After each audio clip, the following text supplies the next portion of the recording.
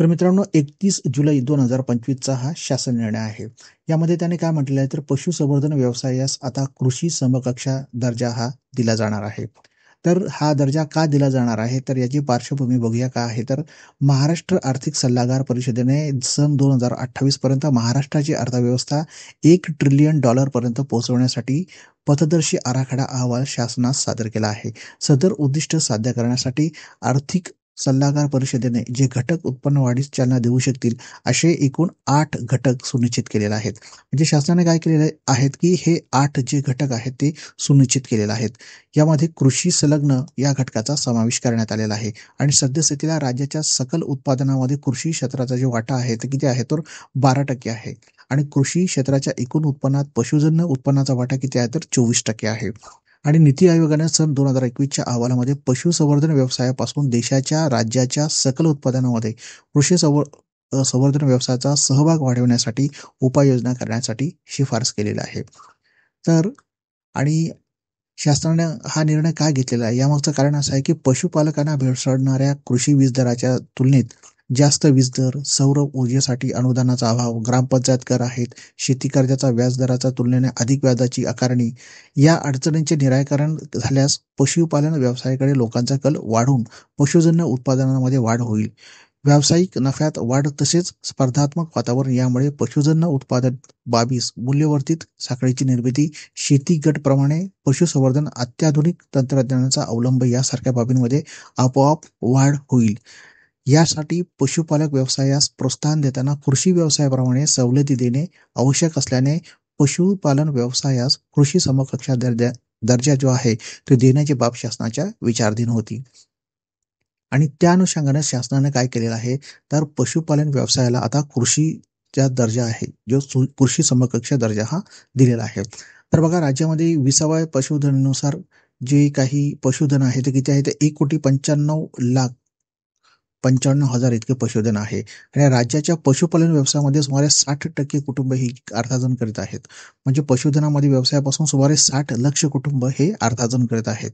पशुपालनामध्ये उत्पादन वाढवण्याबरोबरच राज्याच्या सकल उत्पादनामध्ये पशुसंवर्धन व्यवसायाचा सहभाग वाढवण्याच्या दृष्टिकोनातून पशुपालकांना प्रोत्साहन देण्यासाठी तसेच स्थानिक रोजगार निर्मिती व्हावी यासाठी पशुसंवर्धन व्यवसायास कृषी समकक्षा देण्याची मान्यता देण्यात येत आहे. म्हणजे आता त्याद्वारे काय केले जाणार आहे तर याला मान्यता देण्यात आलेला आहे आणि सर्वसाधारणपणे 10,000 मांसल पक्षी व 25,000 अंड्यावरील पक्षी क्षमता असलेल्या कुक्कुट उद्योगाला लघु म्हणजे लघु उद्योग कसा कुठला त्याला म्हटलेला आहे त्याने तर 10,000 मांसल पक्षी आणि 25,000 अंड्यावरील पक्षी या इतकी क्षमता असलेल्या उद्योगाला काय म्हटलं जाणार आहे तर कुक्कुट उद्योग आहे तो लघु उद्योग म्हटला जाणार आहे. तर 25,000 मांसल कुक्कुट पक्षी आणि 50,000 अंड्यावरील पक्षी क्षमता असलेल्या कुक्कुट उद्योगाला मध्यम स्वरूपाचा व्यवसाय समजण्यात येते. आणि तसेच जे 50 दुधाळ जनावरांचा गोठा, 200 शेळी मेंढी गोठा, 100 पर्यंतचा वराह पालन व्यवसाय यास लघु स्वरूपाचा व्यवसाय समजण्यात येते आणि 100 दुधाळ जनावरांचा गोठा, 500 शेळी मेंढी गोठा आणि 200 पेक्षा जास्त वराह पालन करणे यास मध्यम स्वरूपाचा व्यवसाय समजण्यात येते. लघु व मध्यम स्वरूपाचा व्यवसाय करणाऱ्या कुटुंबांची संख्या विचारात घेता जास्तीत जास्त पशुपालकांना फायदा होऊन पशुपालन व्यवसायाकडे इतर लोकांनी आकृष्ट व्हावे या दृष्टीने खालील प्रकल्प क्षमतेच्या पशुपालक कृषी समकक्ष दर्जाच्या अनुषंगाने अनुज्ञेय लाभास पात्र ठरणार आहेत. तर मित्रांनो यामध्ये कसं पद्धत बघा तर 25,000 पर्यंत मांसल कृषी कुक्कुट पक्षी, 50,000 पर्यंत अंड्यावरील कुक्कुट पक्षी क्षमता असलेले, याशिवाय 45,000 पर्यंत क्षमतेची हॅचरी युनिट, याशिवाय 100 पर्यंत दुधाळ जनावरांचा गोठा, 500 पर्यंत मेंढी शेळी गोठा आणि 200 पर्यंत वराहपालन. आणि यामध्ये बघा त्याने ब्रीडर कुक्कुटपालन व्यवसाय व पशुजन्य उत्पादनावरील प्रक्रिया उद्योगांना कृषी समकक्ष दर्जाच्या अनुषंगाने लाभ अनुज्ञेय नाही म्हणजेच त्यांना हा लाभ मिळणार नाही. कुणाला तर जे ब्रीडर कुक्कुटपालन व्यवसाय आणि पशुजन्य उत्पादनावरील जे प्रक्रिया उद्योग आहेत यांना मात्र त्या दर्जात असा नसणार आहे. आता त्यांनी इथं काय म्हटलेलं आहे बघा तर पशुसंवर्धन व्यवसायामध्ये कृषी समकक्ष दर्जाच्या अनुषंगाने खालीलप्रमाणे अनुज्ञेय लाभ असणार आहेत. यामध्ये त्याने दिलेला बघा 25,000 पर्यंत मांसल कुक्कुट पक्षी, 50,000 पर्यंत अंड्यावरील कुक्कुट पक्षी क्षमतेच्या तसेच 45,000 पर्यंत क्षमतेच्या हॅचरी युनिटच्या कृषी कुक्कुटपालन व्यवसाय, 100 पर्यंत दुधाळ जनावरे संगोपन, 500 पर्यंत मेंढी शेळी पालन व 200 पर्यंत वराह या पशुसंवर्धन विषयक व्यवसायासाठी वीज दर आकारणी कृषी इतर या वर्गवारी न करता कृषी वर्गवारीप्रमाणेच वीज आकारणी करण्यात येणार आहे. तर ज्या कृषी व्यवसायाला ज्या पद्धतीने विजेच्या दराची आकारणी केली जाते त्याच पद्धतीनं इथेही कुक्कुटपालन व्यवसायालाही विजेचा दर जो दिला जाणार आहे. याशिवाय तिथं त्यांनी काय म्हटलेलं आहे तर कुक्कुटपालन व इतर पशुसंवर्धन व्यवसायासाठी सौर ऊर्जा पंप व इतर सौर ऊर्जा संच उभारण्यास कृषी व्यवसाय देण्यात येणाऱ्या दराने अनुदान सवलत देण्यात येईल. म्हणजेच कृषी व्यवसायाला ज्या पद्धतीने बघा सौर ऊर्जा आणि पंप आणि सौर ऊर्जा संच दिले जातात अशा पद्धतीने जी काही सवलत आहे ती सुद्धा इथे त्यांना मिळणार आहे. याशिवाय पशुपालन व्यवसायास स्वतंत्र व्यवसाय न समजता शेती व्यवसाय समजून कृषी व्यवसाय ज्या दराने ग्रामपंचायत कर आकारणी केली जाते त्याच दराने राज्यभरामध्ये समान दराने ग्रामपंचायत कर आकारणी करण्यात येईल. म्हणजेच कृषीच्या जे काही व्यवसाय आहेत ज्यांना ज्या पद्धतीने ग्रामपंचायत कर आकारणी केली जाते त्याच पद्धतीने हे जे कर आकारणी आहे ते आता कुक्कुटपालन किंवा पशुपालन या व्यवसायात केलं जाणार आहे. याशिवाय पशुपालन व्यवसायासाठी आवश्यक असणाऱ्या खेळत्या भांडवलासाठी घेण्यात येणाऱ्या कर्जासाठी बघा पंजाबराव देशमुख व्याज सवलत योजनाच्या धर्तीवर इतर प्रयोजनासाठी घेण्यात येणाऱ्या कर्जावरील व्याज दरामध्ये 4% पर्यंत सवलत देण्यास मान्यता देण्यात येत आहे. म्हणजे 4% पर्यंतची जी सवलत आहे ती कर्जावरील त्यांना दिली जाणार आहे. आणि यानंतर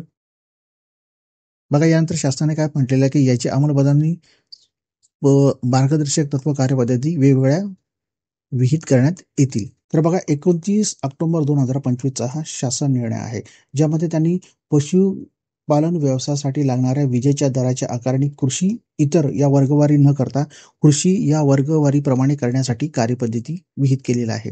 तर कशा पद्धतीने हा लाभ मिळणार आहे तर बघा आता बघूया की शासनाने या संदर्भामध्ये काय निर्णय घेतलेला आहे. तर बघा पशुसंवर्धन व्यवसायास कृषी समकक्षा दर्जा लागू करण्यात आल्याने वीज दरामध्ये सवलतीचा लाभ खालील अटी पूर्ण करणाऱ्या पशुचालकांना देण्यात येणार आहे.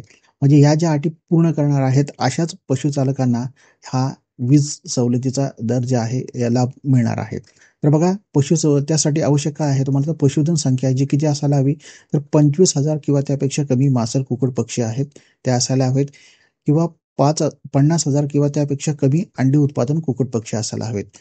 अशा व्यक्तींनाच हा वीज सवलतीचा दर जे आहे ती वीज सवलत ही लागू केली जाणार आहे. याशिवाय 45,000 पेक्षा त्यापेक्षा कमी क्षमतेच्या हॅचर युनिट असणाऱ्या याशिवाय 100 किंवा त्यापेक्षा कमी दुधाळ जनावरांचा गोठा, 500 किंवा त्यापेक्षा कमी मेंढी शेळ्या गोठा, 200 किंवा त्यापेक्षा कमी वराह या सगळ्यांना जो आहे तो वीज सवलतीचा दर हा लागू केला जाणार आहे. तर आता जे वीज सवलतीचा दर लाभ मिळवण्यासाठी आपल्याला कशा पद्धतीने कार्यपद्धती केली जाणार आहे तर बघा त्यासाठी वीज दरामध्ये सवलतीचा लाभ मिळवण्याकरता पशुपालन प्रकल्पांनी संबंधित जिल्हा उपायुक्त पशुसंवर्धन व दुग्ध व्यवसाय यांच्याकडे नोंदणी करणे आवश्यक आहे. म्हणजे जर का तुम्हाला वीज दरामध्ये सवलतीचा लाभ घ्यायचा असेल तर सर्वप्रथम तुम्हाला काय करावं लागणार आहे तर संबंधित जिल्हा उपायुक्त आहेत जे काय आहे त्यांच्याकडे बघा पशुपालन व दुग्ध व्यवसाय यांच्याकडे आपल्याला सर्वप्रथम काय करावं लागणार आहे नोंदणी करावी लागणार आहे. याशिवाय काय करावं लागणार तर पशुपालन प्रकल्पातील सर्व पशुधनांची NDLM भारत पशुधन पोर्टलवर नोंदणी आवश्यक आहे.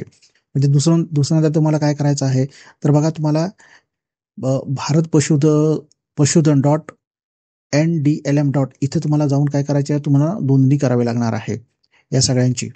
याशिवाय त्याने पुढे काय म्हटलेलं आहे तर पशुपालन प्रकल्पासाठी स्वतंत्र वीज मीटर असणे आवश्यक आहे. म्हणजे त्यासाठी तुम्हाला काय करावं लागणार तर स्वतंत्र जे मीटर आहे त्यासाठी तुम्हाला बसवावं लागणार आहे. आणि पशुपालन प्रकल्पातील पशुगृह चारा पशुखाद्य पाण्याचे पंप प्रक्रिया शीत साखळी राखण्याकरता आवश्यक यंत्रसामग्री करता सवलतीच्या दरात वीज वापर करता येणार आहे. याशिवाय औसायनातील सहकारी संस्था बंद पडलेले पशुपालन प्रकल्प वीज दर सवलतीत पात्र ठरणार नाही आहेत. म्हणजे हे जे असे जे बंद पडलेले प्रकल्प आहेत जे वीज सवलती दरासाठी पात्र नसणार आहेत. याशिवाय वीज दर सवलत लागू करण्यासाठी पुढील प्रमाणे कार्यपद्धती अवलंबण्यात येईल. कशा पद्धतीने कार्यपद्धती केली जाणार आहे तर बघा, कृषी समकक्ष दर्जाच्या अनुषंगाने सध्या कार्यरत असलेला अस्तित्वात असलेला वीज दर सवलतीस पात्र लाभार्थ्यांना आवश्यक तो तपशील संबंधित तालुका पशुसंवर्धन व दुग्ध व्यवसाय अधिकारी यांनी संबंधित उपअभियंता महाराष्ट्र राज्य विद्युत वितरण कंपनी महावितरण MSEDCL यांच्याकडे उपलब्ध करून द्यावा. म्हणजे काय करावं लागणार आहे तर बघा, जे संबंधित तालुका पशुसंवर्धन अधिकारी आहेत यांनी काय करायचे आहे तर ज्या कोणी वीज दर सवलत करण्यासाठी जे का पात्र लाभार्थी आहेत त्यांची सगळी माहिती कोणाकडे द्यायची आहे तर महावितरण यांच्याकडे द्यायची आहे. यानंतर नवीन पशुपालक लाभार्थ्यांनी वीज मीटर जोडणीसाठी संबंधित उपअभियंता महाराष्ट्र राज्य विद्युत वितरण कंपनी MSEDCL यांच्याकडे ऑनलाईन ऑफलाईन पद्धतीने विहित स्वरूपात अर्ज सादर करावा. सादर केलेल्या अर्जाची प्रत सहाय्यक आयुक्त पशुसंवर्धन व दुग्ध व्यवसाय तालुका पशुसंवर्धन व दुग्ध व्यवसाय अधिकारी कार्यालयास यांना देण्यात यावी. यानंतर तुम्हाला काय करायचं आहे की ती ऑनलाईन जे तुम्ही अर्ज करणार आहात याची एक प्रत कुठे तुम्हाला द्यायची आहे ते सहाय्यक आयुक्त पशुसंवर्धन आणि तालुका तुमचे जे पशुसंवर्धन अधिकारी आहेत त्यांच्याकडे एक प्रत द्यायची आहे. यानंतर सदर योजनेच्या निकषाप्रमाणे तसे त्यामध्ये वेळोवेळी होणाऱ्या बदलास अनुसरून आवश्यक त्या बाबींची पूर्तता करणे लाभार्थ्याला बंधनकारक असणार आहे.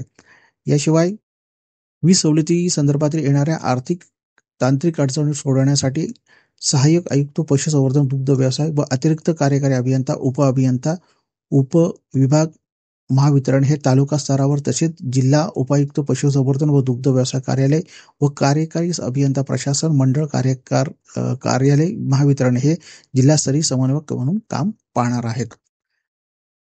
यामध्ये पुढे त्याने काय म्हटलेलं आहे तर महावितरण कंपनीने पात्र लाभार्थ्यास वीज दरात सवलत देण्यासाठी आवश्यक ती पुढील कारवाई करावी व त्यांचा स्वतंत्र तपशील ठेवावा.